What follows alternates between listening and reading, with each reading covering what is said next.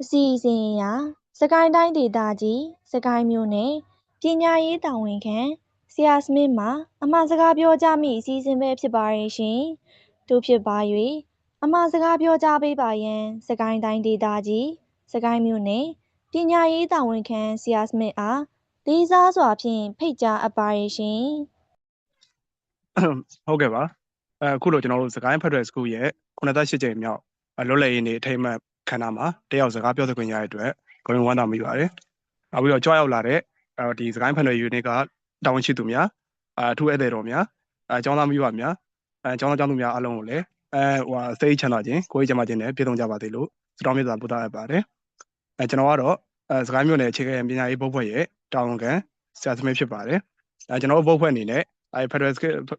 ်စကူးမှာရှိတဲ့ဆရာသမားများရဲ့လိုအပ်ချက်တွေကိုလည်းကျွန်တော်တတ်နိုင်တဲ့လောက်ဖြည့်ဆည်းပေးလျက်ရှိပါတယ်ဒီနေ့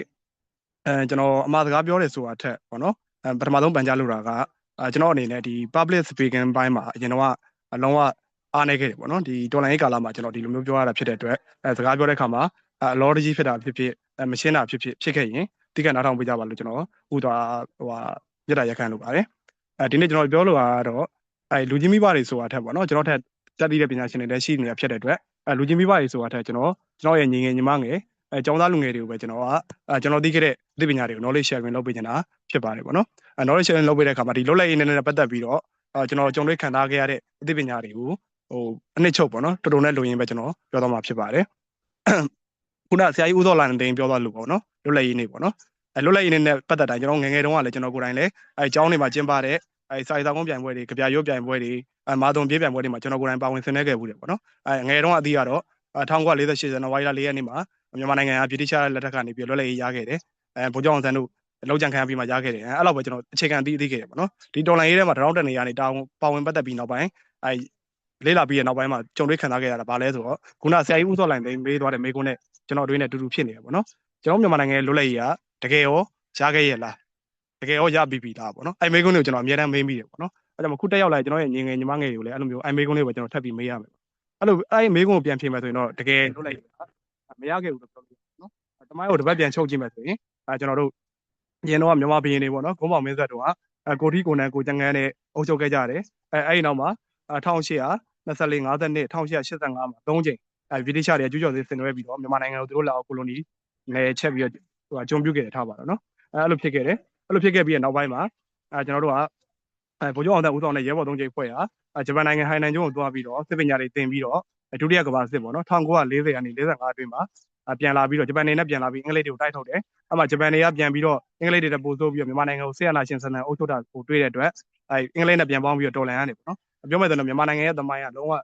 မီးနှစ်ခါသုံးခါနာဖြစ်ခဲ့ရတာပေါ့နော်အဲ့လိုမျိုးတွေဖြစ်ခဲ့ရတယ်အဲ့မှာနောက်ဆုံးမှာဒီအင်္ဂလိပ်တွေနဲ့ပြန်တိုက်ပြီးတော့1948ဇန်နဝါရီလ4ရက်နေ့မှာမြန်မာနိုင်ငံလွတ်လပ်ရေးရခဲ့တယ်ပေါ့နော်လွတ်လပ်ရေးရပြီးမကြပါဘူးဒီဟာပေါ့နော်မြန်မာနိုင်ငံရဲ့ပထမဆုံးသမ္မတစစ်ချွေသားရီတို့သမ္မတကြီးစစ်ချွေသားရီတို့ဝန်ကြီးချုပ်ဦးနုတို့ခေတ်ပေါ့နော်ပါလီမန်ဒီမိုကရေစီခေတ်ကိုဖျက်ဆီးခဲ့ရတယ်အဲ့မှာလွတ်လပ်ရေးရတာကိုနည်းနည်းလေးခံစားခဲ့ရတယ်ပေါ့နော်အဲ့ဒီတော့မကြပါဘူး1960မတ်လ2ရက်နေ့မှာဒီစစ်အာဏာရှင်တွေရဲ့ခေါင်းဆောင်ကြီးလို့ပြောလို့ရတဲ့မောင်နေဝင်းကိုယ်တိုင်ကတိုင်းပြည်လက်နှလုံးကျဖို့အလိုပါညာဆိုပြီးတော့ထွင်လုံးတွေထုတ်ပြီးတော့တိုင်းပြည်အာဏာကိုစပြီးသိမ်းခဲ့တယ်ပေါ့နော်မောင်နေဝင်းကအာဏာသိမ်းခဲ့တယ်အဲ့ဒီနောက်မှာလူထုအောင်ကြမှုတွေဖြစ်ခဲ့တယ်အကြောင်းသားရေးခင်းတွေဖြစ်ခဲ့တယ်ပေါ့နော်အထင်ရှားဆုံးပြောမယ်ဆိုရင်တော့ကျွန်တော်တို့7ဇူလိုင်လို့ခေါ်တဲ့အကြောင်းသားရေးခင်းပေါ့နော်1960ဇူလိုင်လ9ရက်နေ့မှာတက္ကသိုလ်ကျောင်းသားတွေကနေဆန္ဒပြရနေကျောင်းသားတွေကိုဒီဘက်ကရေတော့ပုံနေတယ်လို့ပဲနေနေခဲ့တယ်ကျောင်းသားတွေရာနဲ့ချီသေဆုံးခဲ့တယ်ကျောင်းသားသမဂ္ဂတွေကိုဖျက်ဆီးခဲ့တယ်အဲ့လိုမျိုးဖိနှိပ်အောင်ကြမှုတွေဖြစ်ခဲ့တယ်အဲ့ဒါနေပြီးတော့မောင်နေဝင်းဆိုရကကျွန်တော်တို့1988မှာဆင်းသွားခဲ့ရတယ်ပေါ့နော်သူဆင်းသွားတော့လည်းမပြီးသေးဘူးသူ့ရဲ့လောက်တပည့်ဖြစ်တဲ့မောင်တန်းရွှေကိုဆက်ပြီးတော့ခံလိုက်တယ်မောင်တန်းရွှေကအုပ်ချုပ်နာဝဒနာအဖခင်နဲ့အုပ်ချုပ်ခဲ့တယ်လူတွေအများကြီးတည်တဲ့2008ခုနှစ်ပေါ့နော်2008ခုနှစ်နာဂင်းမုံတိုင်းတိုက်လို့ရန်ကုန်တိုင်းနဲ့အေရဝတီတိုင်းမှာလူတွေအများကြီးတည်နေတဲ့အချိန်မှာပါသူတို့အတွက်လုံးဝထွက်ပေါက်ဖြစ်တဲ့ဒီပေါ့နော်ဒီအရသာဆိုရပုံစံပြောင်းအောင်ဘာကြောင့်လဲဆိုတော့သူတို့ကအများတန်းစစ်အစိုးရပုံစံနဲ့အုပ်ချုပ်လာဖြစ်တဲ့အတွက်ကမ္ဘာအမြင်မှာသူတို့ရက်သက်ကြမ်းကြုတ်မှုတွေပေါ်မှာဖြစ်တဲ့အတွက်အရသာဆိုရပုံစံပြောင်းနေတာဖြစ်တဲ့အတွက်လူတွေအများကြီးတင်နေတဲ့ဂျားထဲမှာပါပြည်သူအများဆန္ဒမှာပါပဲနဲ့2008ချိန်ခံဥပဒေကိုသူတို့အတည်ပြုခဲ့တယ်ရေးဆွဲခဲ့တယ်ပြီးတော့အဲ့ဒီတိုင်းပဲသူတို့ဆက်ပြီးအုပ်ချုပ်တယ်မောင်သိန်းစိန်ဆိုရဖြစ်လာတယ်2010ပေါ့နော်2010မောင်သိန်းစိန်ဆိုရဖြစ်လာတယ်အဲ့ဒီနောက်မှာကျွန်တော်တို့ပေါ့နော်2010ကနေ15ကာလမှာနည်းနည်းလေးအငယ်လေးလွတ်လပ်သိအောင်ရှိခဲ့တယ်ပေါ့နော်အဲ့ဒီနောက်2015ကနေ2020အထိကျွန်တော်တို့ဒီမျိုးသားဒီမိုကရေစီဖွဲ့ချုပ် ရသဆိုရနိုင်လာခဲ့တယ်လွတ်လပ်လာခဲ့တယ်သိဉာဏ်တွေထိုက်တဲ့တဲ့ရောက်ပွင့်လာခဲ့တယ်ပေါ့နော်ခုအကောင်လုံးတိုင်းပြည်ကညွန့်တက်တွေနဲ့လုံးဝ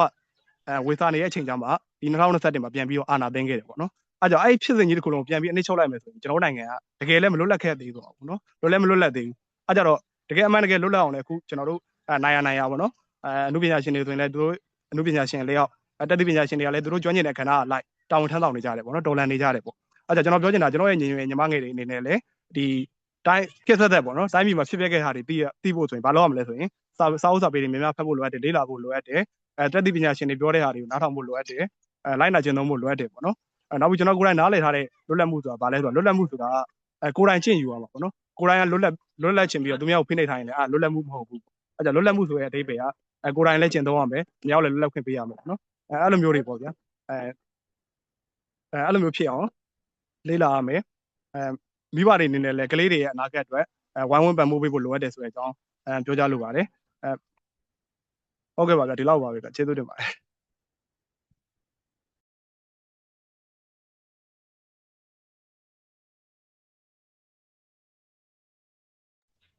။ယခုလို